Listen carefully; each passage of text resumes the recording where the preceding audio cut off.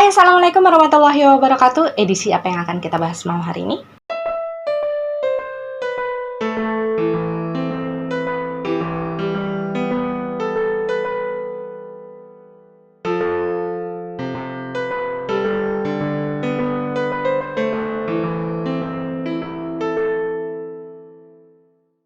Ya, malam hari ini kita masuk lagi ke dalam edisi Dongeng Malam sebagai lanjutan dari kisahnya si Mauren kemarin ya. Kali ini adalah kisah entitas yang bernama Dirman. Kita akan melihat secara keseluruhan ceritanya si Mauren, tapi melalui POV-nya si Dirman. Dan sebelum memulai kisah ini, seperti biasa disclaimer dulu bahwasanya edisi Dongeng Malam adalah edisi di mana kita akan sama-sama mendengarkan kisah dari para entitas yang dulunya pernah hidup melalui residual memori mereka. Mengenai nantinya kalian akan percaya atau tidak dengan kisah mereka, itu sudah menjadi haknya kalian. Yang terpenting adalah bagaimana caranya kita bisa saling menebarkan energi yang positif dan bisa saling menghargai. Dan ya, sama seperti dengan Mauren, Dirman ini adalah entitas yang lain kehidupannya adalah sekitar tahun 30-an. Dan saya juga memohon izin dulu kepada kalian untuk bisa membahas bagaimana latar belakang dari sosok Dirman ini, agar kalian juga bisa merasa ikut mengenal sosok beliau dan ikut masuk ke dalam ceritanya. Jadi Dirman ini adalah nama panggilan sebenarnya, seperti yang sudah saya jelaskan di videonya si Mauren. Beliau ini memiliki nama yang sebetulnya cukup panjang, ada nama marga Jawanya gitu, cuma memang tidak saya sebutkan di dalam cerita ini demi menjaga privasi juga kan. Dan Dirman ini memang sejak dia lahir, dia adalah seseorang yang lahir dengan sendok perak bahasanya. Dia lahir dalam keluarga yang memang sudah sangat berkecukupan, baik itu dalam segi harta maupun kekuasaan. Dan Dirman sendiri bilang ya bahwa sejak kecil dia ini tidak terbiasa untuk dikalahkan oleh orang lain. Maksudnya dia tidak terbiasa gagal ketika dia ingin mendapatkan sesuatu yang dia suka. Dan ayahnya Dirman ini juga adalah seorang pejabat tertinggi di wilayah tersebut, di wilayah kabupaten tersebut. Jadi karena memang dulu itu di zaman mereka hidup itu belum ada yang namanya pemilu. Jadi yang namanya pejabat atau petinggi-petinggi daerah itu benar-benar ditunjuk oleh orang-orang yang memiliki kepentingan di sana. Jadi ketika kemudian si Dirman ini lahir, dia tumbuh remaja, dan ketika usianya si Dirman ini sudah dianggap cukup untuk menggantikan jabatan sang ayah, maka ya jabatan tersebut turun kepada si Dirman. Jadi memang bisa dibilang hampir seluruh waktu hidupnya si Dirman ya pada saat itu dihabiskan untuk menjadi seorang petinggi atau pejabat di daerah tersebut. Dan memang sayangnya segala benefit atau privilege yang Dirman ini dapatkan di dalam kehidupannya itu perlahan membuat Dirman ini memiliki sikap yang arogan terhadap orang-orang yang ada di sekitarnya. Pun ketika dia sudah menjadi seorang pejabat, dia nggak peduli apakah yang dilakukan itu salah atau benar untuk melakukan sesuatu yang dia suka. Dirman ini menjalani banyak sekali kerjasama dengan orang-orang, bukan hanya orang pribumi tapi juga orang Belanda pada saat itu, karena memang ketika itu kan orang Belanda ya yang lagi masuk ke Indonesia. Dan setiap kali ada kerjasama yang dilakukan oleh si Dirman dengan orang-orang tersebut, dia nggak peduli apakah yang dia lakukan itu salah atau benar. Yang terpenting bagi dia pada saat itu adalah dia mendapatkan keuntungan. Jadi memang secara reputasi dan popularitas si Dirman ini cukup terkenal lah ya di kalangan orang-orang pembisnis gitu, di kalangan orang-orang yang pada saat itu memiliki jabatan di daerah wilayah tempat di mana si Dirman ini memimpin. Dan kalau kita membahas bagaimana kehidupan kesehariannya si Dirman ya, seperti yang kita ketahui juga bahwasanya si Dirman ini memiliki banyak sekali istri. Meskipun secara residual memori saya nggak bisa melihat jelas berapa jumlah pasti dari istrinya si Dirman pada saat itu. Dalam keseharian si Dirman ini selalu memakai pakaian kayak semacam beskap orang Jawa zaman dulu ya, kalian bisa bayangkan. Kemudian dengan sarung yang dia pakai kemana-mana, dan dia tuh selalu memakai blangkon. Dan karena pada saat itu pekerjaannya adalah sebagai seorang petinggi di suatu wilayah, otomatis Dirman ini kan pasti sering melakukan semacam kunjungan-kunjungan kerja ya. Dan setiap kali si Dirman ini melakukan kunjungan-kunjungan kerja dan dia bertemu dengan perempuan yang dia anggap cantik, yang dia anggap menarik, itu perempuan tersebut pasti akan dia nikahi. Meskipun sebenarnya beberapa orang di antara istrinya si Dirman ini dia nikahi di bawah tangan. Dan mungkin di antara kalian ini ada yang bertanya, gimana sih caranya kok Dirman ini gampang sekali bisa mendapatkan sosok seorang istri yang dia mau? Dirman memberikan penjelasan seperti ini. Yang pertama,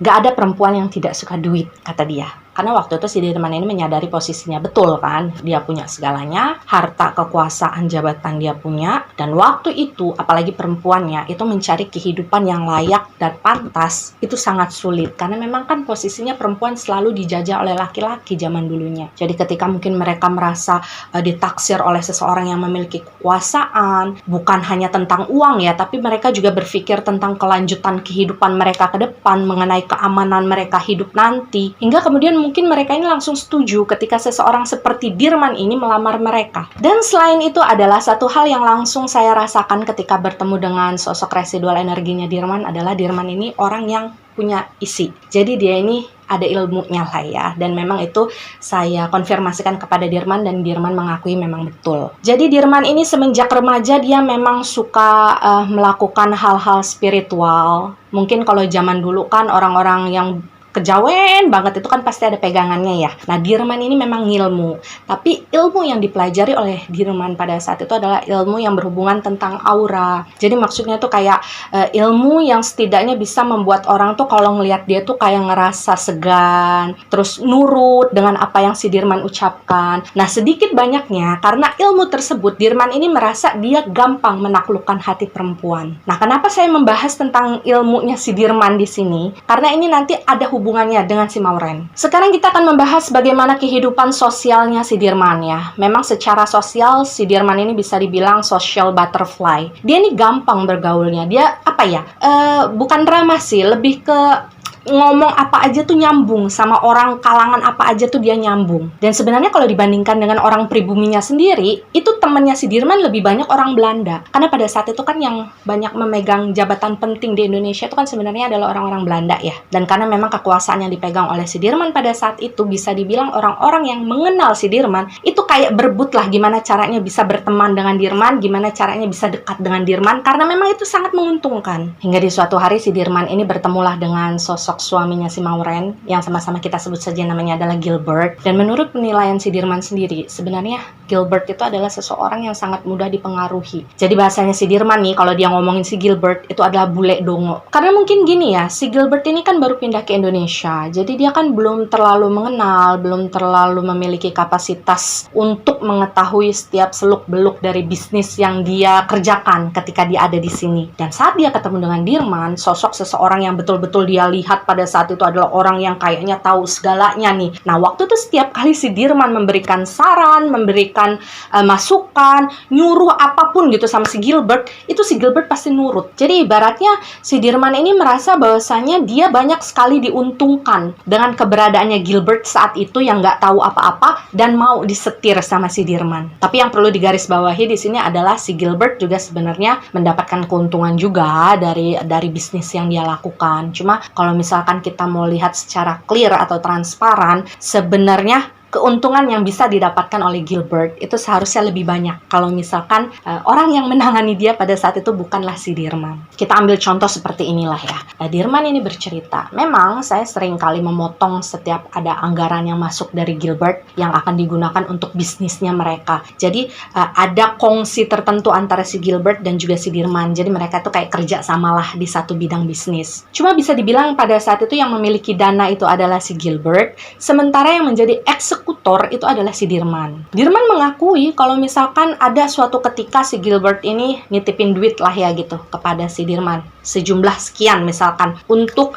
katakanlah membeli izin atau apalah itu ya yang berhubungan dengan kelancaran bisnis mereka. Misalkan yang dititipkan oleh si Gilbert pada saat itu jumlahnya adalah 10 nih ya, maka yang akan diberikan Dirman kepada orang yang seharusnya dituju itu paling hanya 6 atau 5 gitu. Jadi si Dirman itu korupsinya banyak banget. Dan Dirman ini juga bercerita, dia mengakui bahwasannya dia nilep uang bayaran dari para karyawan yang pada saat itu dipekerjakan oleh Gilbert. Jadi ceritanya gini, Gilbert ini kan bisnis di daerah tersebut. Otomatis kan banyaklah warga yang ada di sekitar tempat mereka tinggal itu yang ikut bekerja di tempatnya si Gilbert. Nah, Gilbert ini kan sebagai pemilik dana, otomatis kan dia hanya menyediakan uang dengan jumlah segini untuk gaji atau bayaran si para pekerjanya. Tapi karena pada saat itu hubungan si Gilbert dengan para pekerjanya ini kan nggak langsung gitu, maksudnya nggak langsung face to face, tapi harus melalui si Dirman dulu. Jadi uang yang diberikan oleh si Gilbert untuk gaji para karyawannya itu harus melewati si Dirman. Dan ketika uang tersebut melewati si Dirman, ya kalian bisa tebak bahwasanya si pekerja yang waktu itu berhak mendapatkan uangnya hanya mendapatkan 1/3 saja.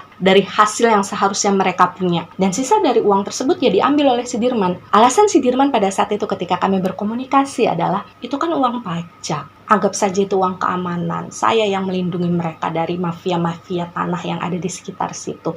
Jadi itu adalah hal yang wajar. Dan mirisnya adalah kalau menurut Dirman ya, Gilbert nggak pernah tahu apa yang dia lakukan. Karena memang nggak ada yang berani ngomong sama si Gilbert. Saya nggak tahu nggak beraninya ini dalam konteks apakah mereka ini memang segan kepada si Gilbert gitu sampai nggak mau ngomong gitu ya. Atau mereka ini memang sudah diancam oleh si Dirman. Saya nggak tahu konteksnya apa karena si Dirman itu nggak menjelaskan secara detail. Yang pada intinya adalah waktu itu si pekerja hanya tahu gajinya segitu ya, sedikit, sementara si Gilbert ini sudah memberikan gaji sejumlah yang sebenarnya dia anggap pantas untuk para pekerjanya. Dan satu hal yang perlu kalian ketahui adalah ketika pertama kali si Gilbert bertemu dengan si Dirman, mungkin di pertemuan kedua atau ketiga lah kata Dirman, dia ini sama sekali nggak tahu kalau pada saat itu si Gilbert ini sebenarnya sudah punya istri. Jadi waktu itu si Dirman ini sempat mengajak si Gilbert ini ke sebuah tempat di mana dia ini memperkenalkanlah beberapa orang perempuan pada saat itu sebagai suguhan lah gitu ya untuk si Gilbert. Cuma pada saat itu si Gilbert ini menolaklah suguhannya si Dirman dengan alasan bahwasanya saya ini sudah punya istri dan istri saya itu cantik sekali. Dan ketika si Dirman kemudian mendengar penjelasannya si Gilbert gitu bahwa dia sudah punya istri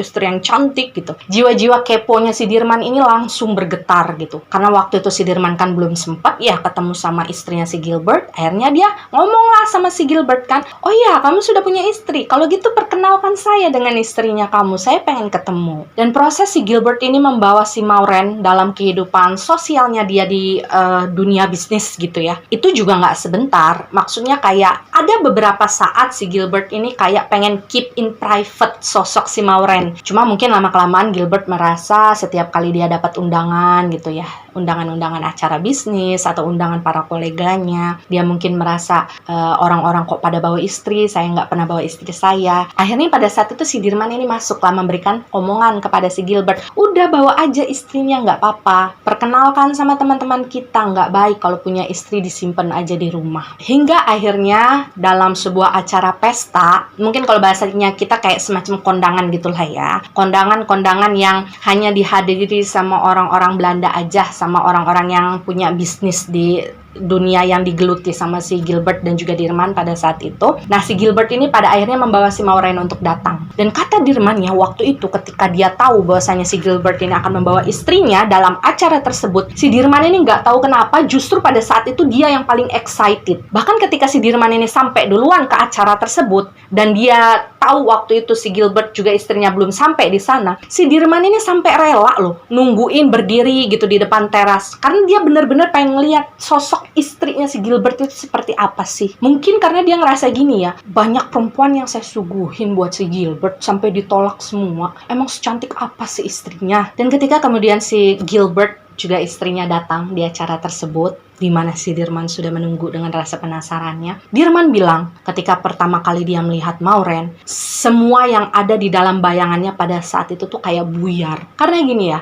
Dirman bilang waktu itu dia berekspektasi kalau istrinya Gilbert ya minimal usianya sebaya lah ya sama si Gilbert. Dan ketika dia melihat sosok Maureen yang digandeng sama si Gilbert kan datang, dia sampai bengong karena dia kaget kenapa istrinya Gilbert bisa semuda itu dan cantiknya luar biasa. Bahkan si Dirman bilang, saya sampai tidak melihat satupun kecacatan yang ada di dalam diri perempuan tersebut. Dan ketika si Dirman ini berkomunikasi dengan saya, kemudian dia kembali mengingat sosok Maureen dengan segar di dalam residual memorinya. Dia merekam dengan sangat jelas momen di mana dia melihat Maureen pertama kali lewat di depan mukanya bersama si Gilbert. Itu benar-benar kerasa energi jatuh cintanya tuh kuat sekali. Jadi Dirman itu melihat matanya si Maureen itu kan bulat, berwarna biru, hidungnya mancung, kulitnya putih seperti salju, kemudian rambutnya itu tebal, ikal, dan berwarna pirang. Jadi kalian bisa bayangkan lah ya kenapa waktu itu si Dirman ini langsung klepak-klepak sama sosoknya si Maureen sejak pandangan pertama. Dan Dirman mengakui bahwasanya semenjak pertemuan dan perkenalan pertama dia dengan si Maureen waktu itu, dia sama sekali tidak bisa mengeluarkan sosok Maureen dari dalam kepalanya. Dan pada saat itu entah kenapa si Dirman ini merasa kalau Gilbert jarang sekali membawa si Maureen ini keluar dari rumah. Dan karena hal tersebutlah pada akhirnya si Dirman yang waktu itu rasa rindunya sudah tidak tertahankan lagi gitu, memutuskan untuk sering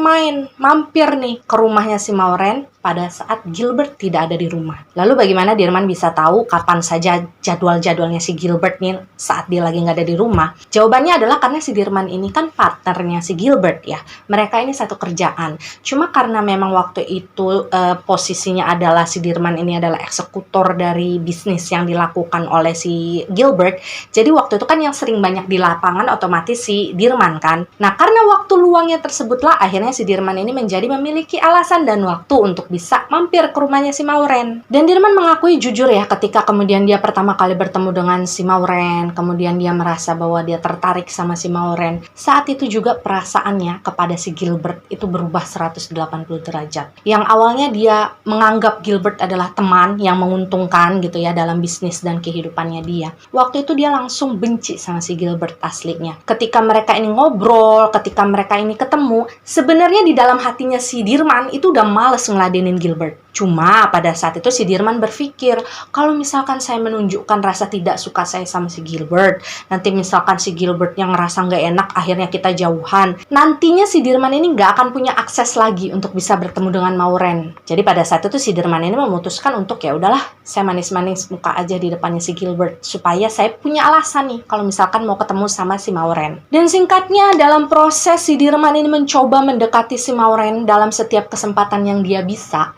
Dirman ini mengatakan dia sudah melakukan banyak hal. Dia selalu berusaha untuk mencari kesempatan berbicara banyak dengan si Maureen. Alasannya adalah karena Dirman ini pengen nunjukin, nih saya pinter loh, saya tahu segala hal, wawasan saya luas. Dan tidak hanya sampai di sana, si Dirman ini sampai sering mengundang si Gilbert dan juga si Maureen ini untuk makan-makan di tempat yang bisa dibilang termasuk dalam kalangan menengah atas lah. Karena pada saat itu Dirman bilang dia juga ingin menunjukkan kepada si Maureen bahwasanya duit saya ini banyak.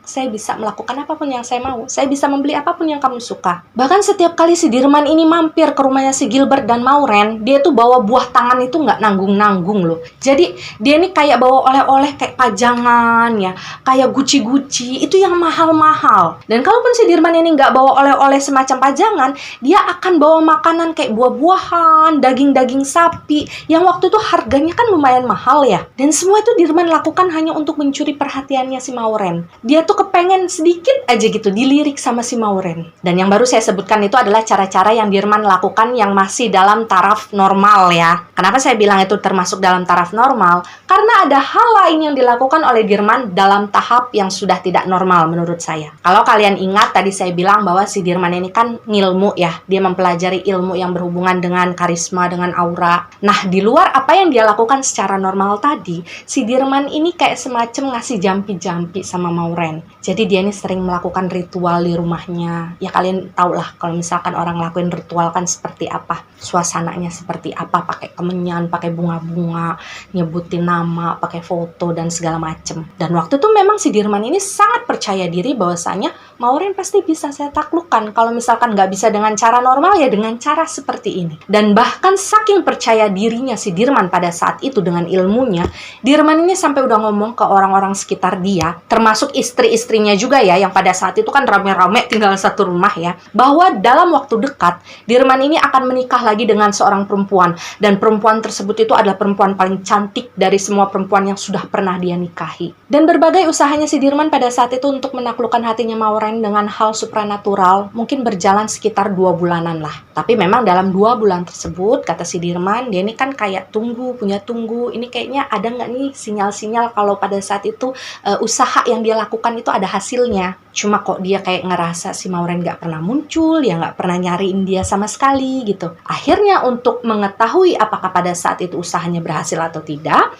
si Dirman ini memutuskan untuk langsung datang aja lah ke rumahnya si Maureen. Saya ingin membuktikan. Dan di hari itu ketika dia datang ke rumahnya si Maureen, ya sudah pasti Gilbert juga tidak ada di rumah ya. Si Dirman sampai sengaja beli 2 pak bungkus daging sapi yang pada saat itu harganya sangat mahal dan tidak semua orang Indonesia bisa punya akses untuk beli daging tersebut. Dia beli daging itu buat oleh-oleh. ke rumahnya si Maureen. Jadi datanglah pada saat itu si Dirman ini ke rumahnya si Maureen kan. Dia pura-pura nggak tahu kalau Gilbert waktu itu ada di rumah, hingga pada akhirnya si Maureen ini ya mungkin mau nggak mau kan karena nggak ada pilihan lain, ngeladenin lah si Dirman ini ngobrol sebentar di ruang tamu. Dan kata Dirman ketika hari itu dia ngobrol sama si Maureen gitu ya, nggak tahu kenapa kok dia ngerasa sesuatu yang di luar bayangannya dia. Maksudnya gini, dia kan ekspektasinya pada saat dia datang, apa yang dia lakukan dengan hal-hal supranaturalnya pada saat itu untuk menarik hatinya si Maureen itu akan menampakkan hasil. Maksudnya setidaknya dia bisa melihat si Maureen itu kayak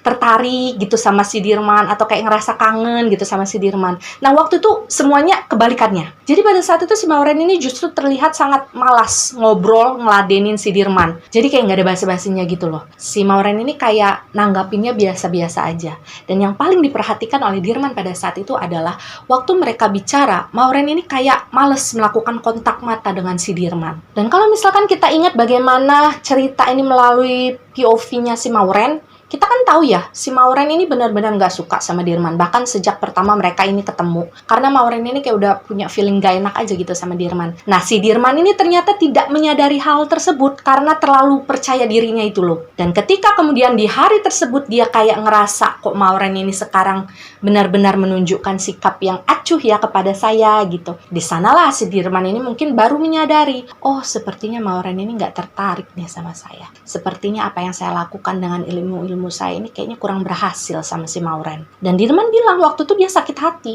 Maksudnya dia nggak pernah merasa diacukan seperti itu kan. Tapi kata Dirman meskipun waktu itu dia sangat marah gitu ya. Kok saya diginiin sih? Kok saya dikacangin sama si Maureen? Tapi karena dia saking sukanya sama Maureen, dia tuh kayak nggak bisa ngeluarin kemarahannya gitu loh. Dan di titik ini izinkan saya menceritakan bagaimana terjadinya momen di kamar mandi. Kalau kalian ingat, kalau kalian sudah nonton POV-nya si Maureen, kalian pasti tahu kan ya adegan di kamar mandi yang kemudian menjadi trigger di mana si Maureen ini udah benar-benar benci sama si Dirman dan gak mau nemuin si Dirman lagi. Jadi sekarang izinkan saya sebentar gitu ya untuk membahas momen tersebut melalui POV-nya si Dirman. Jadi di sini yang perlu kalian ketahui adalah sejak awal si Dirman ini merasa tertarik dengan si Maureen, Dirman ini memiliki fantasi tersendiri tentang Maureen. Saya tidak perlu menjelaskan lah ya kepada kalian fantasi apa gitu. Jadi ketika di hari tersebut, ketika si Dirman main ke rumahnya si Maureen, Maureen kan ada momen di mana dia izinkan mau buang air kecil. Nah waktu itu si Dirman bilang nggak tahu kenapa fantasi di dalam kepala saya itu tiba-tiba bermain aja, dia nggak bisa mengendalikan. Jadi ketika si Dirman ini melihat si Maureen ini berjalan ke kamar mandi ya,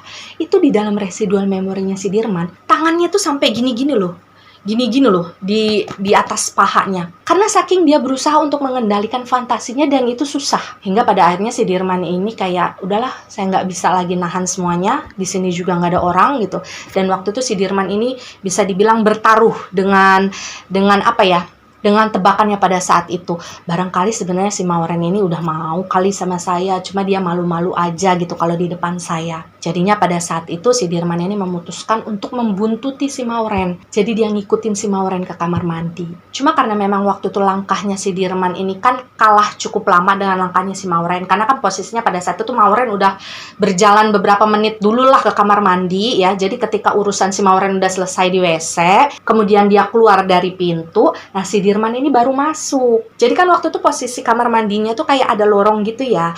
Nah si Dirman ini baru masuk ke lorong, sementara si Maureen itu lagi cuci tangan di wastafel. Dan karena pada saat itu si Maureen ini lagi cuci tangan di wastafel, otomatis kan dia posisinya nunduk gini ya. Dia nggak ngelihat orang di sekitar dia dong pada saat itu. Dan pada saat itulah pemikiran kotornya si Dirman ini mulai berjalan lagi.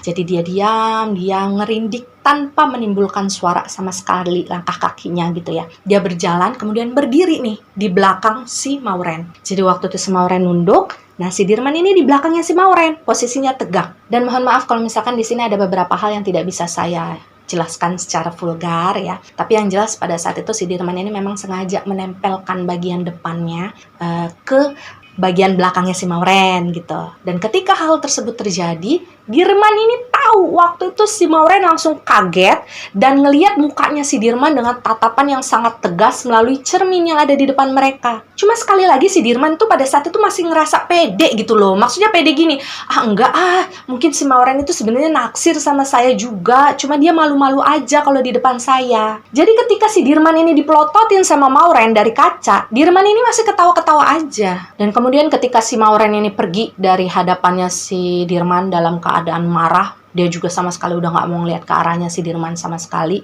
Nah, waktu itulah si Dirman kemudian tersadar bahwasanya, oh, ternyata Maureen benar-benar marah sama saya. Dan ilmu yang selama ini saya lakukan gitu ya, supranatural yang saya lakukan terhadap diri Maureen ternyata sama sekali tidak berhasil. Dan memang benar saja kata Dirman, semenjak kejadian tersebut dia tidak pernah lagi melihat sosok Maureen muncul di hadapannya. Jadi Gilbert ini sama sekali tidak pernah membawa Maureen lagi ke dalam acara apapun itu. Dan Dirman bilang waktu itu sebenarnya dia sempat ngerasa sebel juga sama Gilbert. Maksudnya kayak, kenapa sih Maureen gak pernah dibawa? Saya kan pengen ketemu sama si Maureen gitu kan. Cuma waktu itu ya Dirman bukan siapa-siapa kalau mau protes tentang hal tersebut. Dan karena hal itu juga sebenarnya ada kekhawatiran sendiri di dalam hatinya Dirman. Dia takut kalau misalkan si Maureen ini sempat cerita gitu sama suaminya tentang apa yang dia lakukan pada saat itu. Dan sebenarnya waktu itu si Dirman ini kayak nunggu responnya si Gilbert nih, hari demi hari gitu kan.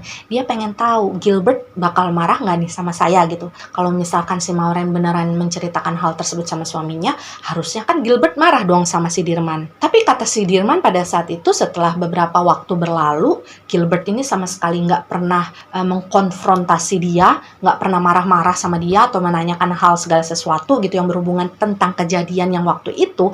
Akhirnya di sanalah si Dirman ini sadar, oh kayaknya si Maureen memang nggak pernah cerita apa-apa sama suaminya. Dan karena hal tersebutlah si Dirman ini langsung berusaha untuk mencari situasi di mana dia bisa memutarbalikkan fakta. Jadi pada saat itu Dirman ini kayak memposisikan dia itu sebagai seorang korban gitu. Dirman bercerita kepada Gilbert, kayak curhat gitu ya sama Gilbert. Kenapa sih istri kamu kok kayaknya nggak pernah suka sama saya? Setiap kali ketemu sama saya mukanya cemberut, terus nggak pernah mau nyapa, nggak pernah mau ngajak ngobrol. Bahkan setiap kali saya datang ke rumah untuk cari kamu dan saya nggak tahu kalau kamu nggak ada di rumah, Maureen itu nggak pernah lagi mau ketemu sama saya. Emang saya salah apa sih? Padahal kan saya sama kamu berteman baik. Bahkan saat itu si Dirman ini sampai bilang, saya kan sudah banyak menguntungkan bisnis kamu Gilbert. Saya juga sudah banyak membantu kamu. Tapi kenapa kamu sama istri kamu justru memperlakukan saya seperti ini ya? Saya sakit hati deh. Dan pada saat itu si Dirman ini berusaha gimana caranya untuk membujuk si Gilbert. Supaya kalau misalkan ada acara-acara tertentu gitu ya, yang mengundang si Gilbert, ayolah bawalah si Maureen keluar dari rumah gitu. Karena di sana si Dirman juga bilang dia meminta secara khusus kepada si Gilbert supaya si Gilbert ini mau membantu si Dirman memperbaiki hubungannya dengan si Maureen. Dan waktu itu mungkin karena si Gilbert ini orangnya mungkin terlalu baik atau gimana, saya juga nggak ngerti karena saya juga nggak ketemu dengan residual energinya beliau ya. Jadi saya nggak bisa mengerti jalan pikirannya Gilbert pada saat itu. Gilbert ini akhirnya bersimpatilah kepada si Dirman. Dia percaya dengan segala sesuatu yang diucapkan oleh si Dirman tanpa cross check dulu nih sama si Maureen. Dan sampai di titik itu ya, kalau secara pastinya saya juga tidak tahu rentang waktunya berapa lama, karena memang yang namanya residual memory kan dia tidak memberikan waktu yang berunut. Cuma yang jelas setelah kejadian tersebut, proses yang dilalui oleh si Dirman, dia ini masih terus melakukan hal-hal supranaturalnya. Jadi kalau bahasanya kita mungkin berusaha untuk melet si Maureen dari jarak jauh gitu. Tapi hal tersebut nggak pernah berhasil. Dan Dirman sendiri bingung akan hal tersebut. Kenapa nggak berhasil? Kenapa sama perempuan yang paling saya inginkan gak berhasil? Dan karena rasa kesalnya si Dirman yang dia dapatkan dari kegagalan demi kegagalan mendekati si Maureen pada saat itu, akhirnya si Dirman ini semakin membenci sosoknya si Gilbert. Dan asal kalian tahu pada saat itu, kata Dirman ya, dia itu sampai terus-terusan ngebayangin apa yang dilakukan sama Gilbert ya ke si Maureen di malam-malam tertentu. Jadi misalkan si Dirman ini lagi gak ada kerjaan gitu ya, kemudian dia lagi tiduran di rumah, malam-malam nih jam-jamnya tidur, di kasurnya dia pada saat itu, dia tuh ngebayangin Gilbert lagi ngapain ya sama si Maureen, Maureen lagi diapain ya sama si Gilbert. Gitu. Itulah yang pada akhirnya membuat kadar kebenciannya si Dirman kepada si Gilbert itu kayak bertambah-tambah. Karena pada saat itu si Dirman ini justru menganggap si Gilbert lah yang lagi ngambil si Maureen dari tangan dia. Dan kata Dirman, dalam waktu-waktu frustasinya tersebut, dia gagal untuk mendekati si Maureen. Dia juga kemakan sama overthinkingnya yang luar biasa, memikirkan rumah tangganya Gilbert dan juga Maureen yang sebenarnya bukan urusan dia pada saat itu.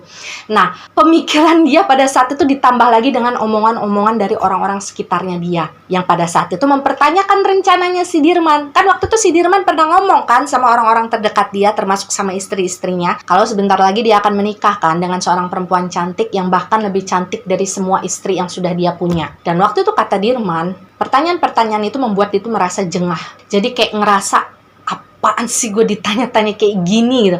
Dia nggak pernah mengalami momen ditekan seperti itu oleh orang yang ada di sekitarnya. Karena biasanya setiap kali Dirman ngomong A, ya A yang akan terjadi. Tiap dia ngomong B, ya B yang akan terjadi. Tapi saat itu Dirman ngerasa digantung. Dan karena perasaan yang pada saat itu campur aduk ya, antara depresi, marah, putus asa atas kegagalan semuanya, akhirnya si Dirman ini memutuskan sesuatu yang bisa dibilang nekat. Jadi pada saat itu si Dirman ini memutuskan lagi untuk datang ke rumahnya si Maureen setelah sempat beberapa waktu lah ya, dia absen untuk datang ke sana. Dan pada saat itu Dirman bilang nih, dia tahu kalau untuk bertemu dengan Maureen lagi itu adalah sesuatu yang sulit. Karena memang si Maureen udah gak suka lagi sama dia semenjak kejadian waktu itu. Cuma Dirman ini gak mau digantung begitu aja. Dirman bilang ketika kemudian dia melangkahkan kaki turun di depan rumahnya Maureen, dia udah bertekad nih di dalam hatinya, saya gak boleh pergi dari rumahnya Maureen dengan tangan kosong. Saya harus memiliki kesimpulan, dan kesimpulan itu adalah harus sesuatu yang bisa membuat saya bahagia. Jadi dari sini aja kalian bisa menilai ya seberapa arogan sosoknya si Dirman,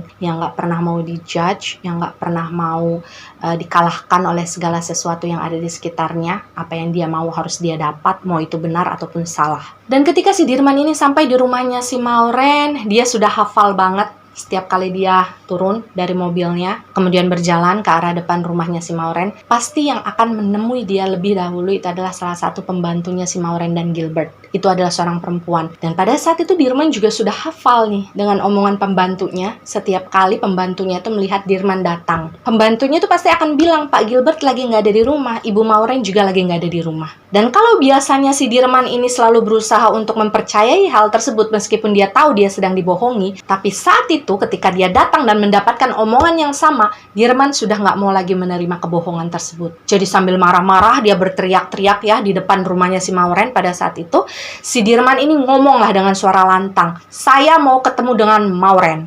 Bagaimanapun caranya saya harus ketemu dengan Maureen. Dan pada saat itu sebenarnya ada beberapa orang pembantunya si Maureen lah ya yang berusaha untuk menghalangi langkahnya si Dirman, yang pada saat itu memaksa untuk masuk ke dalam rumah. Tapi waktu itu karena si Dirman ini tenaganya cukup kuat ya, badannya juga tinggi besar, sementara yang menghalangi dia waktu itu adalah orang-orang perempuan semua. Jadi dia dengan mudah lah bisa menerobos. Dan sambil dia berjalan menerobos itu, dia ini ngomong dengan suara lantang, maksudnya biar si Maureen itu mendengar gitu. Dirman itu bilang gini, saya tahu Maureen ada di dalam, keluar, saya mau ketemu, jangan bohongi saya lagi. Dirman tahu kalau misalkan pada saat itu yang dilakukan adalah sesuatu yang salah ya. Dia masuk ke rumah orang tanpa izin. Cuma dengan percaya dirinya si Dirman ini bilang seperti ini, meskipun saya berbuat salah, saya tahu saya tidak akan dihukum karena tidak ada kata salah bagi saya pada saat itu. Jadi ketika kemudian si Dirman ini masuk ke dalam rumahnya si Maureen, kan ya, dia memanggil-manggil nama Maureen beberapa kali. Nggak lama kemudian barulah dia melihat sosok si Maureen ini turun dari tangga,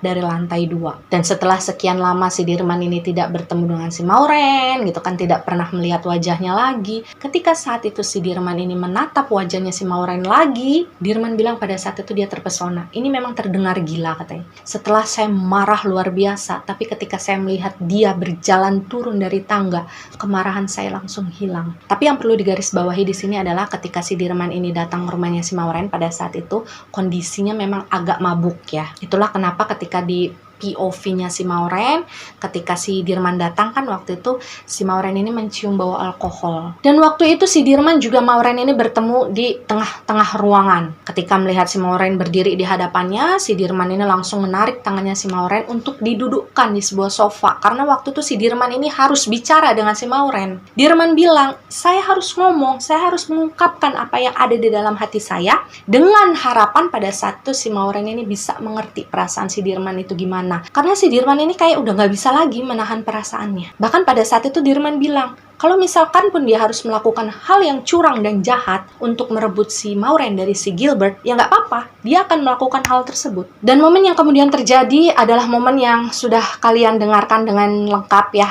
Kalau misalkan kalian sudah menonton cerita versinya si Maureen, saya nggak perlu jelaskan di sini lagi karena nantinya jatuhnya akan panjang sekali. Tapi yang jelas adalah kalau menurutnya si Dirman, selama perbincangan yang terjadi di antara dia dan Maureen pada saat itu, ada satu hal yang membuat si Dirman ini kayak ngerasa sedih banget. Karena waktu itu nggak tahu kenapa si Maureen ini sama sekali nggak mau ngeliat ke arahnya si Dirman. Padahal si Dirman itu udah sampai mohon-mohon sama si Maureen, tolong lihat saya, tolong dengerin saya dulu. Karena menurut si Dirman, dia nggak pernah loh mohon-mohon sama perempuan sampai sebegitunya, kecuali sama si Maureen. Dirman mengakui kalau saat itu dia meminta Maureen untuk meninggalkan Gilbert dan menikah aja sama dia, karena dia merasa dia bisa melakukan segalanya untuk si Maureen. Dia bisa memberikan lebih segala hal gitu ya, dibandingkan apa yang bisa diberikan oleh Gilbert kepada Maureen. Tapi itu menurutnya si Dirman ya, karena kalau misalkan mau di apple to apple, kekayaan yang dimiliki oleh si Dirman dan si Gilbert itu sebenarnya sama aja sih. Cuma si Dirman ini memang lebih menang karena memang kan dia ada di Indonesia, itu tanahnya dia gitu kan, dan dia penguasa di tempat tersebut. Dan memang dalam residual memorinya si Dirman pada saat itu, Dirman benar-benar memohon sih sama si Maureen ya. Bahkan saya seperti melihat sekelebatan itu si Dirman itu kayak berkaca-kaca gitu matanya. Maksudnya kayak dia tuh pengen meyakinkan si Maureen supaya percaya sama dia. Cuma memang si Maureen ini adalah perempuan yang berpendirian teguh ya. Karena sejak awal dia bilang dia tidak tertarik dengan si Dirman, sampai detik itu juga dia nggak pernah kepikiran kalau dia mau menerima si Dirman. Jadi ketika si Dirman ini sudah selesai bicara gitu ya, bukannya mendapatkan jawaban yang dia inginkan pada saat itu, justru dia diusir sama si Maureen. Jadi dia sempat dibentak lah sama si Maureen ya, disuruh pergi dari rumah tersebut. Kemudian si Maureen ini pergi begitu aja, masuk ke dalam kamar dan meninggalkan si Dirman sendirian di ruangan itu. Dan Dirman bilang pada saat itu adalah untuk pertama kalinya dia merasa patah hati. Karena dia nggak pernah ditolak sama perempuan sampai sebegitunya. Dan di sini ada satu benang merah yang harus saya katakan kepada kalian ya. Bahwa sebenarnya pada saat itu, Dirman ini nggak pernah kepikiran untuk menghabisi si Maureen. Sama sekali nggak pernah. Justru waktu itu yang terfikirkan oleh si Dirman adalah bagaimana caranya menyingkirkan si Gilbert. Karena Dirman bilang, prinsip dia pada saat itu adalah, kalau memang saya tidak bisa memiliki si Maureen, ya sudah. Tidak ada yang bisa memiliki Maureen juga. Jadi prosesnya tuh hampir setengah tahunan ya. Si Dirman ini mencari cara terbaik. Gimana caranya si Gilbert ini bisa lepas dari kehidupannya si Maureen. Apakah dia ini saya usir aja supaya balik ke Belanda gitu dan saya hancurkan bisnisnya di sini, atau kemungkinan paling buruknya adalah apakah saya habisi saja si Gilbert gitu tanpa sepengetahuannya si Maureen. Karena mungkin di pikirannya Dirman pada saat itu adalah kalau misalkan Gilbert nggak ada, Maureen kan pasti nggak ada tempat untuk berteduh lagi dong. Barangkali mau nggak mau suatu hari nantinya si Maureen ini bisa membuka hatinya nih buat si Dirman kalau si Dirman terus-terusan mencoba. Itu sebenarnya yang ada di dalam pikirannya si Dirman. Jadi justru sosok yang pengen disingkirkan sama Dirman itu si Gilbert, bukan Maureennya. Dan ketika si Dirman ini memikirkan berbagai macam cara bagaimana supaya bisa memisahkan Gilbert dan Maureen, dia ini benar-benar nggak pernah lagi bertemu dengan si Maureen ya. Bukan karena dia nggak suka lagi, bukan. Justru karena dia ini kepengen semuanya kelihatan rapih gitu ya. Dan Dirman bilang selama dia tidak bertemu dengan si Maureen itu, rasa rindunya itu luar biasa. Bahkan beberapa kali dia sempat bermimpi tentang si Maureen. Hingga entah bagaimana, ketika itu si Dirman juga tidak menyangka kalau pada akhirnya dia mendapatkan kesempatan seperti itu ya. Jadi ceritanya waktu itu si Dirman ini sedang bersama si Gilbert di tempat kerja mereka. Ya biasalah lagi ngobrol antar partner bisnis. Waktu itu si Gilbert ini menceritakan rencana dia dengan si Maureen yang akan datang ke sebuah pesta rakyat di akhir minggu tersebut. Dan kata Dirman pada saat itu ya, ketika mendengarkan Gilbert menyebutkan bahwasannya si Maureen ini mau keluar, jantungnya si Dirman ini langsung berdebar dengan cepat. Jadi pada saat itu otaknya si Dirman ini langsung berputar, mencari cara, gimana nih caranya supaya saya juga bisa ada di tempat tersebut dan bertemu dengan si Maureen. Walaupun pada saat itu si Maureen juga pasti nggak suka nih ketemu sama saya gitu gitu. Dan kalau kalian sudah menonton kisahnya si Maureen, kalian pasti tahu kan apa akhirnya yang menjadi alasan si Gilbert menunda keberangkatannya pada saat itu dengan Maureen ke pesta rakyat. Yaitu karena ada seorang tamu bisnisnya yang mendadak saja datang dan ingin bertemu dengan si Gilbert. Dan ternyata tamu tersebut datang secara mendadak menemui Gilbert, yaitu karena si Dirman. Kenapa Dirman berbuat seperti itu?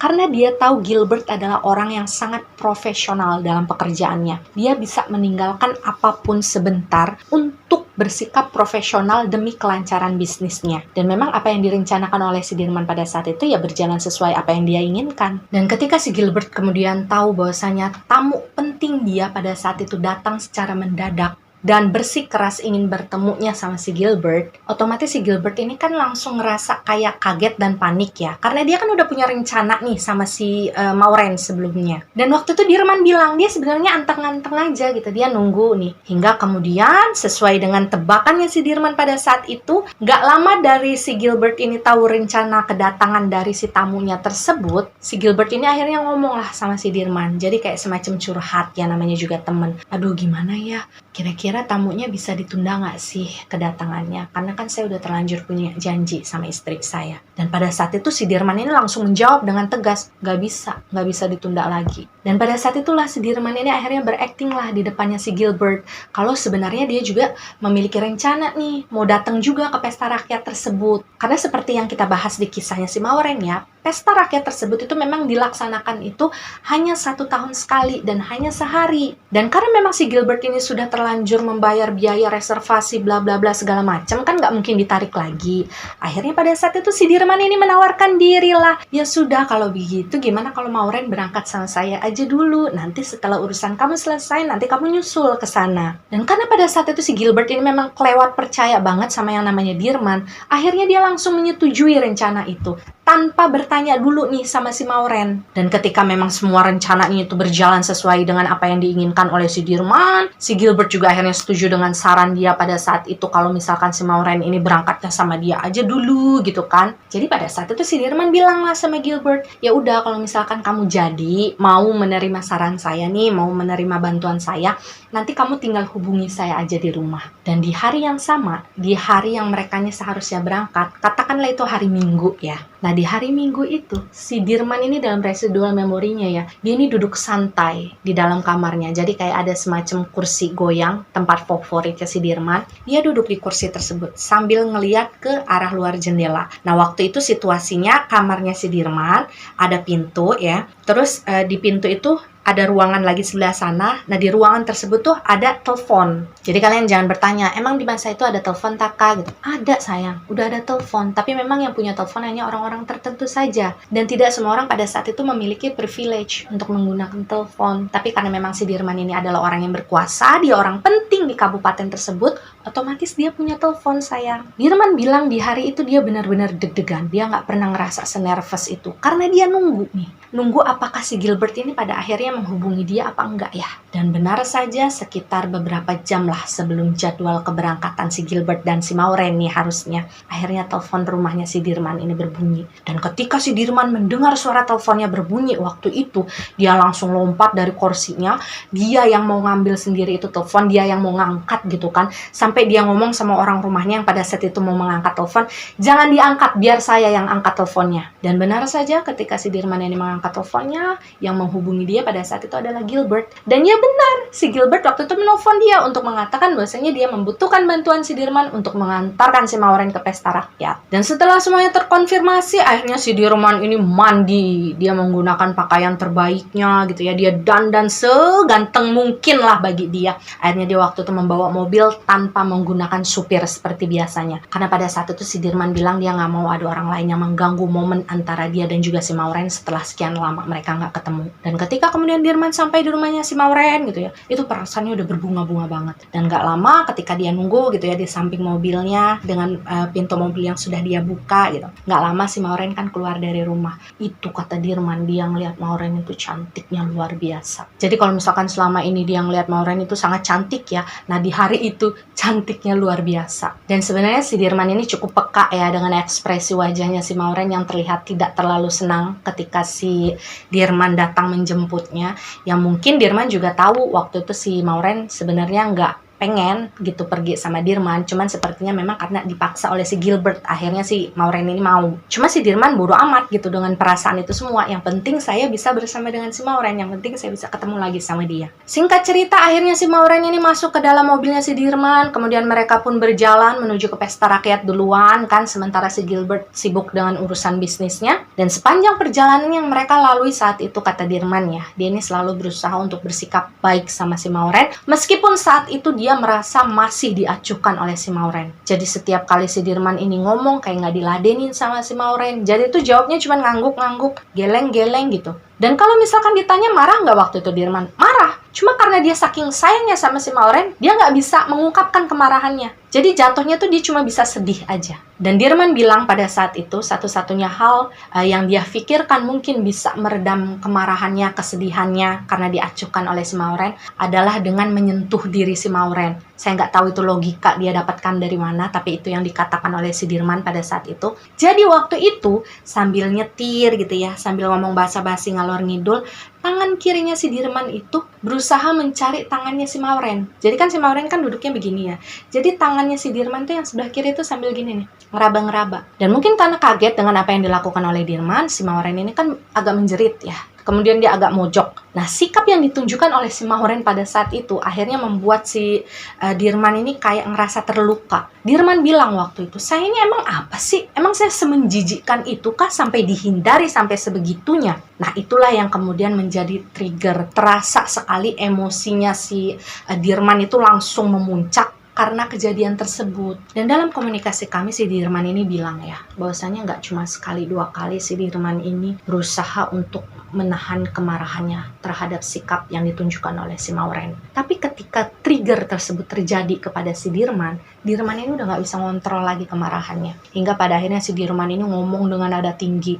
Dia bentak-bentak si Maureen lah pada akhirnya. Yang kemudian membuat si Maureen ini jadinya histeris. Dan waktu itu sambil bentak-bentak si Maureen, si Dirman ini kan sempat mempertanyakan beberapa hal lagi gitu ya. Kenapa kamu gak mau sama saya? Saya punya semuanya. Kenapa kamu mau sama Gilbert? Padahal si Gilbert itu tua. Hingga kemudian si Maureen ini bilang, udah turunin, berhenti di sini. Dan waktu itu sebenarnya si Dirman itu masih nggak mau memberhentikan mobilnya. Dia masih berjalan gitu, masih mempertahankan laju mobilnya. Hingga kemudian si Maureen itu bilang lagi, udah turunin saya di sini. Saya lebih baik nunggu sendirian di pinggir jalan dibandingkan saya harus berjalan bersama lelaki seperti kamu. Nah, disitulah kemudian si Dirman ini tanduknya langsung keluar. Maksudnya kayak, oh ya sudah, berarti perempuan ini udah nggak bisa dibaikin lagi. Jadi dengan amarahnya yang meletup-letup ya pada saat itu, si Dirman ini benar-benar langsung menghentikan mobilnya secara mendadak. Dia keluar dari mobil dan pada saat itu dia menyeret keluar si Maureen ini dari mobilnya. Dan sebenarnya pada saat itu Dirman bilang ya, dia nggak kepikiran pengen melakukan sesuatu yang jahat kepada si Maureen. Jadi awalnya tuh dia cuma pengen nyeret si Maureen keluar, terus dia lempar, terus dia tinggal gitu. Cuma ketika kemudian si Maureen ini diseret keluar oleh si Dirman, waktu itu kan ada situasi di mana si Maureen ini teriak-teriak minta dilepaskan, kemudian menggigit tangannya si Dirman, mukul-mukul tangannya Dirman. Nah, di sanalah kemudian niatnya Dirman ini jadinya berubah. Karena dia merasa dia sudah sangat disakiti oleh si Maureen, bukan hanya hati tapi juga fisik, menurutnya si Dirman. Hingga akhirnya di bagian tengah-tengah hutan tersebut, di tempat yang memang udah gak ada orang sama sekali yang lewat, Dirman ini berpikiran nekat. Dan ya memang pada saat itu seperti yang kita ketahui juga dari ceritanya Maureen sebelumnya, Dirman ini memperkosa Maureen. Dan Dirman mengakui kalau waktu itu dia tidak hanya memperkosa saja, tapi dia juga melakukan kekerasan fisik terhadap Maureen. Dia mukulin Maureen, dia bahkan guys, dia sengaja menggigiti bagian tubuhnya si Maureen supaya meninggalkan bekas gitu, maksudnya bekas luka. Karena si Dirman ini menganggapnya nanti nih, semisal si Gilbert ngelihat bekas luka gigitannya si Dirman di beberapa bagian badannya si Maureen, Gilbert itu jadi jijik sama istrinya sendiri. Jadi kalian bayangkan Dirman bahkan berpikiran sampai sana saat dia melecehkan si Maureen. Jadi pada saat itu memang kondisinya si Maureen ini udah berdarah-darah ya, udah biru-biru secara fisiknya. Bahkan ketika si Maureen ini berteriak, memohon, minta dilepaskan dari si Dirman. Dirman bilang waktu itu dia dengar dengan jelas semuanya itu. Tapi rasa kasihan di dalam dirinya itu udah habis buat si Maureen. Dan ketika kemudian semua hal bejat yang dilakukan oleh si Dirman kepada si Maureen itu sudah dirasa cukup, di sanalah si Dirman ini kayak baru kepikiran bahwasanya apa yang dilakukan oleh dia itu nantinya bisa menjadi bumerang bagi reputasinya ya. Akhirnya ada rasa takut nih di dalam dirinya si Dirman. Kalau misalkan si Maureen ini bisa kabur, nanti dia cerita dong sama orang-orang. Dan kalau misalkan orang-orang percaya gimana? Apalagi pada saat itu si Dirman ini melihat bagaimana usahanya si Maureen untuk bisa kabur dari dia, dari tempat tersebut ya, itu masih kelihatan sangat gigih meskipun si Maureen ini lukanya sudah sangat parah. Disitulah si Dirman ini sebenarnya mulai berpikir gimana nih cara bisa menghentikan si Maureen nih. Dan disitu juga si Dirman sebenarnya sempat berusaha untuk bicara sama Maureen, maksudnya kayak pengen negosiasi. Dirman ini kayak pengen ngomong, kamu jangan ngadu ke siapa-siapa ya. Semisalkan kamu nggak mengadu, saya janji saya nggak akan nemuin kamu lagi. Si Dirman itu mau berusaha untuk mengatakan hal tersebut kepada si Maureen, tapi waktu itu mungkin karena si Maureen ini terlalu panik kan, jadi dia ini kayak tidak memberikan kesempatan kepada si Dirman untuk bisa bicara dengannya. Tapi karena pada saat itu si Dirman ini merasa dia tidak memiliki kesempatan untuk bicara dengan Maureen secara baik-baik, akhirnya pada saat itulah si Dirman ini memutuskan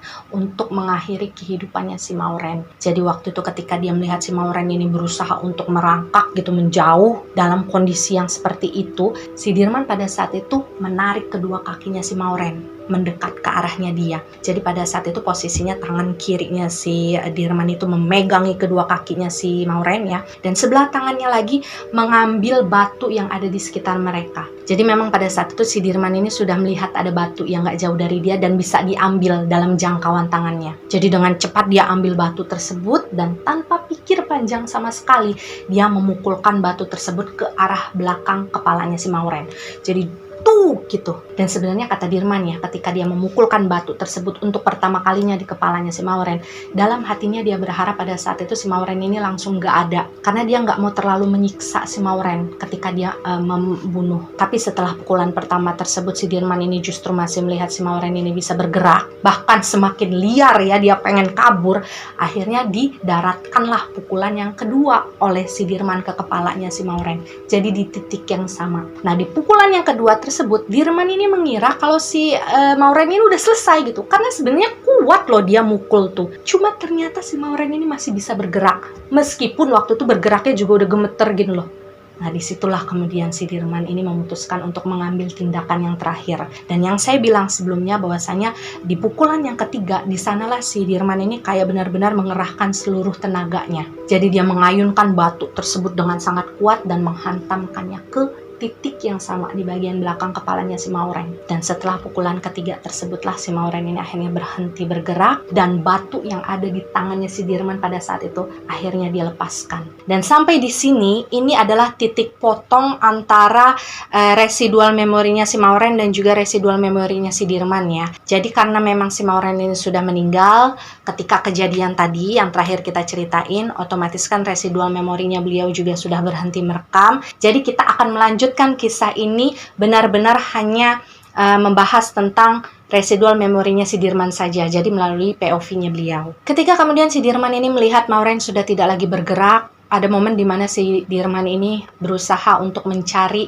nadi di bagian lehernya si Maureen ya. Jadi dia ingin memastikan pada saat itu apakah si Maureen ini benar-benar sudah meninggal dunia atau tidak. Dirman juga sudah mengecek pernafasannya si Maureen ya. Dan waktu itu memang menurut Dirman si Maureen ini sudah tidak bernafas sama sekali. Dan setelah memang sudah yakin Maureen telah tiada waktu itu, Dirman ini sempat duduk termenung beberapa saat persis di samping jenazahnya si Maureen. Jadi dia tuh kayak duduk melipat lututnya gitu loh guys, sambil ngeliatin ke arah jasadnya si Maureen. Dan Dirman bilang dia tidak memungkiri sama sekali kalau ketika itu ada perasaan yang sedih di dalam hatinya. Karena pada saat itu si Dirman bilang ya, seandainya saja si Maureen ini mau menerima saya, maka dia akan saya buat menjadi perempuan yang paling bahagia di dunia. Dia nggak perlu mati dengan cara seperti itu. Dan untuk beberapa saat awalnya si Dirman ini mengaku tidak tahu harus melakukan apa terhadap jasadnya si Maureen. Jadi ketika dia duduk beberapa saat memandangi jasadnya si Maureen yang pada saat itu memang sudah berdarah-darah ya. Jadi wajahnya itu benar-benar udah ketutup sama debu yang bercampur dengan darah gitu kan. Kalian bisa bayangin ya, kalau misalkan ada luka, ada darahnya, kemudian nempel di tanah, itu kan pasti lengket kan di kulit. Nah, waktu itu si Dirman meninggalkan jasad si Maureen dalam keadaan seperti itu, dan dia pulang ke rumah. Dan sesampainya di rumah, si Dirman ini benar-benar menyendiri, karena dia masih bingung dengan apa yang harus dia lakukan selanjutnya. Jadi kepalanya tuh kayak muncul berbagai macam pertanyaan pada saat itu. Apa yang harus saya lakukan? Gimana kalau misalkan ada yang tahu, kalau misalkan saya yang sudah menghabisi si Maureen? Dan waktu itu momennya yang saya lihat dalam residual memorinya si Dirman adalah beliau ini menyendiri di dalam ruangan khususnya ya, di ruangan privasinya dialah, dimana di ruangan tersebut memang tidak boleh ada yang masuk kecuali melalui izinnya beliau. Dan waktu itu si Dirman ini duduk di atas kursi kerjanya ya, sambil menyandarkan dagu seperti ini, dan dia bilang kepada saya, ada sebagian di dalam hatinya tuh kayak hancur, lirih. Dan hal yang paling membuat si Dirman ini merasa sedih saat itu adalah ketika dia memikirkan bahwa seorang perempuan yang dia anggap paling cantik yang pernah dia temui di dalam kehidupannya harus meninggal dunia dengan cara yang paling mengenaskan, dan itu di tangan dia sendiri. Dan di malam harinya, masih di hari yang sama, si Dirman ini akhirnya mengambil sebuah keputusan yang pada saat itu dia pikir itu adalah hal yang terbaik yang harus dia lakukan pada saat itu untuk menyelamatkan reputasinya dan masa depannya nanti. Jadi waktu itu dia memanggillah para pamongnya. Jadi kalau kata Dirman itu, pamong itu istilah yang disebutkan kepada orang-orang yang memang sudah setia mengabdi kepada dia, bekerja kepada dia, tinggal di rumah tersebut juga. Dan malam hari itu si Dirman ini bicaralah kepada para pamongnya tersebut di dalam ruangan itu ya. Dia menceritakan semuanya tanpa terkecuali, dan di akhir kisahnya si Dirman ini akhirnya meminta bantuan kepada para pamongnya untuk menemani dia kembali ke tempat di mana dia meninggalkan jasadnya si Maureen, untuk menguburkan jasadnya si Maureen supaya nggak ada yang bisa menemukan jasad tersebut lagi. Jadi si Dirman ini benar-benar pengen menghilangkan jejak. Dan saya harus bilang di sini ya kepada kalian semua, ada momen dimana sebenarnya saya merasa si Dirman ini ngerasa sedih ketika dia harus melakukan hal tersebut. Dia meneteskan air mata loh ketika akhirnya dia dan para pamongnya itu kembali naik mobil menuju tempat di mana si Maureen ini ditinggalkan. Dia nangis.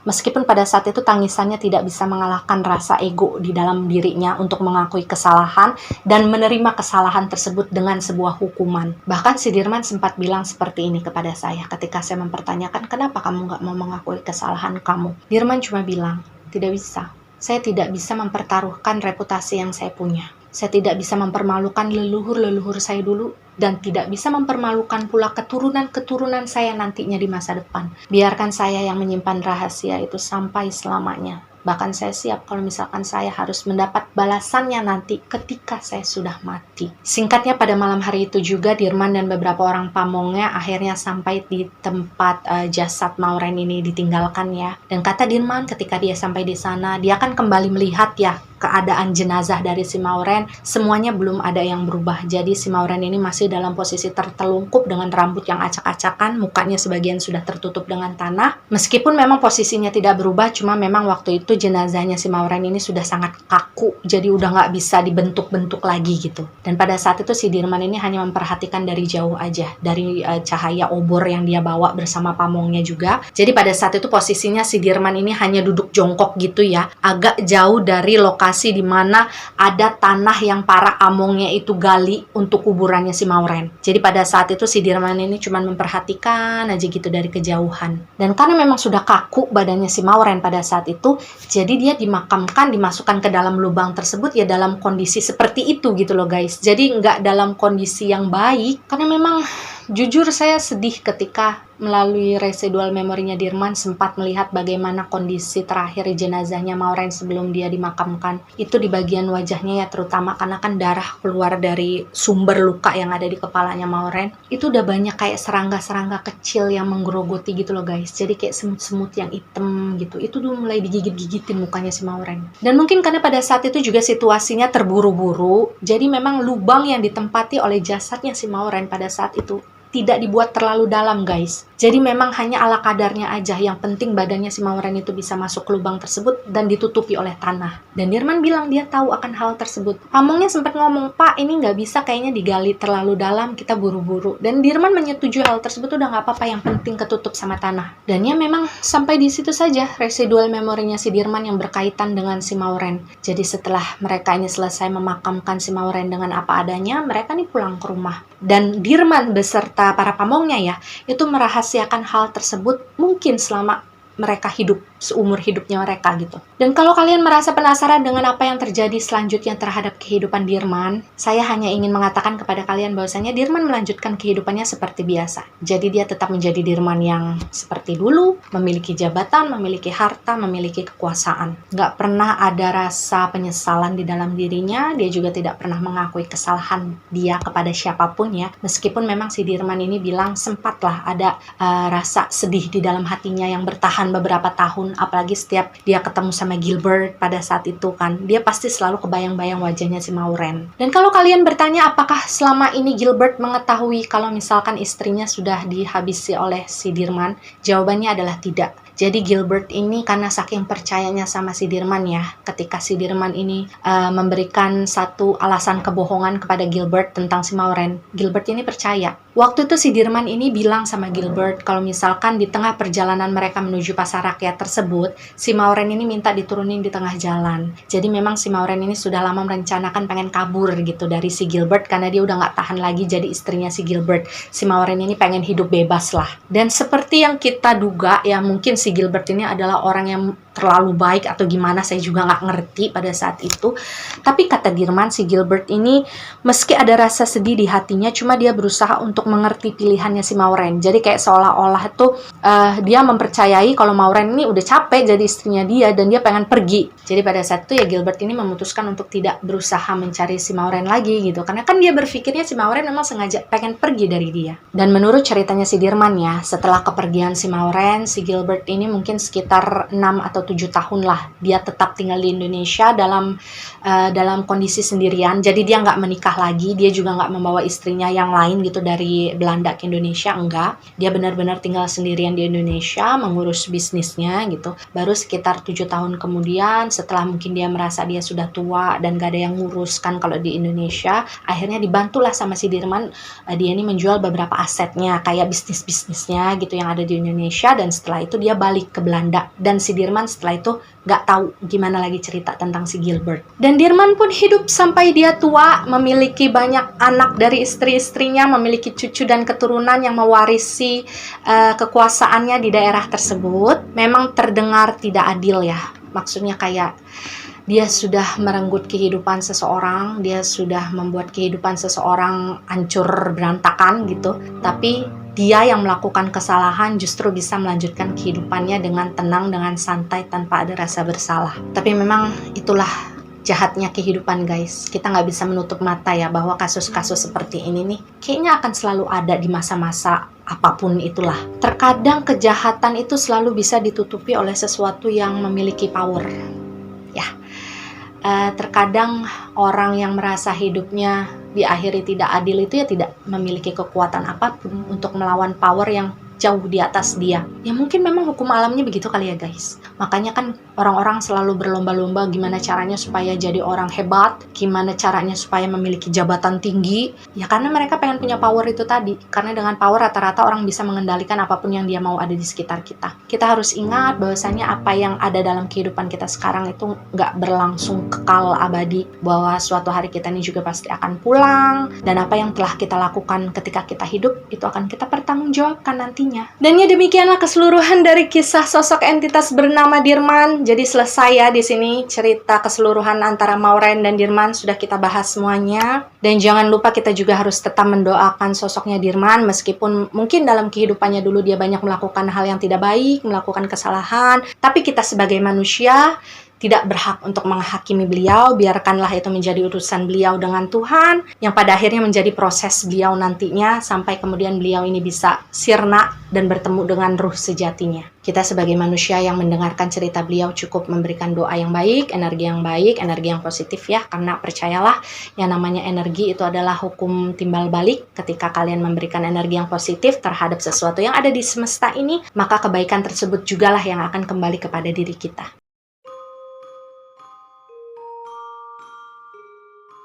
Percaya atau tidak itu adalah hak kalian sebagai penonton setia. Jika kalian percaya dengan cerita ini, maka jadikan cerita ini sebagai pembelajaran. Jika kalian tidak percaya dengan cerita ini, maka cukup jadikan cerita ini sebagai dongeng malam biasa. Terima kasih yang sudah subscribe, yang sudah nonton. Jangan lupa di like, di komen, dan di share supaya teman-teman kalian bisa ikut menonton video ini. Sampai jumpa di video-video berikutnya. Wassalamualaikum warahmatullahi wabarakatuh. Sehat selalu kalian ya guys.